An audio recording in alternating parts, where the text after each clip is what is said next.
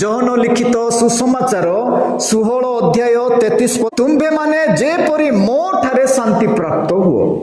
ଶାନ୍ତି କେବଳ এই জগତରେ কোଉଠି ମଧ୍ୟ ମାନେ ପାଇପାରିବା ନାହିଁ। ଶାନ୍ତି ସାନ୍ତ୍ୱନା କେବଳ ପ୍ରଭୁ ଯୀଶୁ ଖ୍ରୀଷ୍ଟଙ୍କ ଠାରେ ହିଁ ଶାନ୍ତି ଅଛି।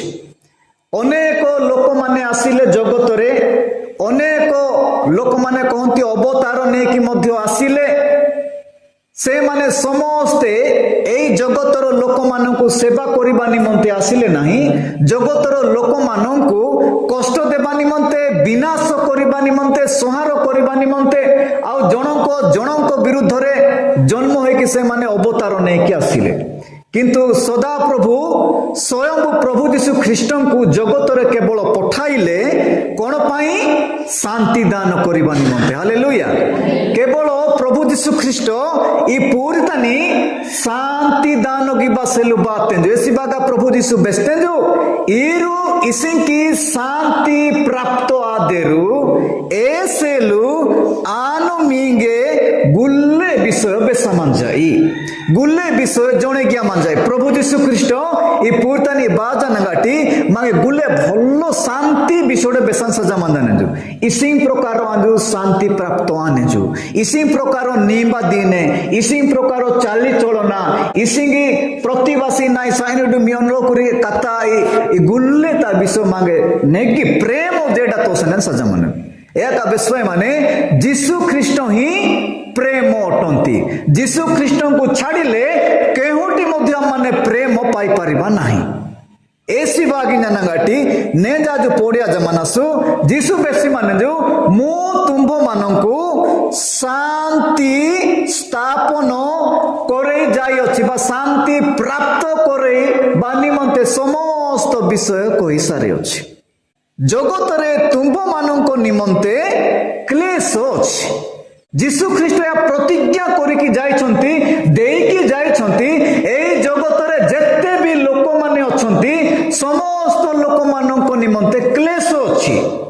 जेतु प्रथम मान जदि देखिबा जेते बेले सदा प्रभु आदम हवा को सृष्टि कले आउ से मानंको सुसज्जित स्थान रे रखिले तथापि से मानंको निमंते क्लेश धीरे धीरे आसिला। किए से क्लेश आनिला? शैतान।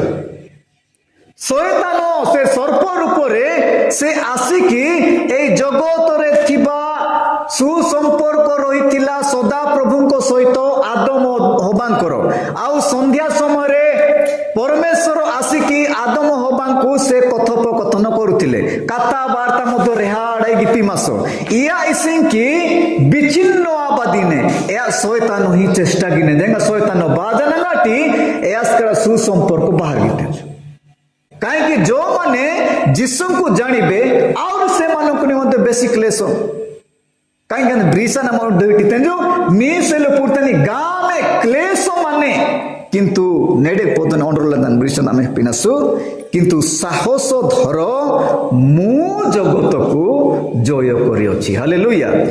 या जो जगत तनी जय ज्ञान गाट्यान सजा माने दिना गितेंजो जगत प्रति शैतान यानी गामे व्यवहार की बात की चेष्टा गितेंजो जेते बेला प्रार्थना रे बाडिया ति डेली डाइने तथापि आजी मु आतेंजो कांजाड़ी गितेंजो परीक्षा गितेंजो किंतु मु आतेंजो सीधा सड़क प्रभु यीशु ख्रीष्ट इना गितेंजो ए समस्त गुल्ले बाड़ा इसी प्रकार जय गितेंजो ना एस्ता की आदम होपा डेली तन एडाई शैतान एस्ता की योजना प्रस्तुत किया मसेंजो सीधा सड़क प्रभु यीशु निजे बादन गाटी या जो कालो बोरे क्रूसक बतानी या जो एंगी तेंजो अर्थात शैतान तरा पाप कार्य तिनी डुड्डा बेपज्ञान गाटी साप्ता नगाटी आंजो ए भक्तन एंगाना समाधि आतेंजो पुणी निंगाना विजय आतेंजो। हालेलुया।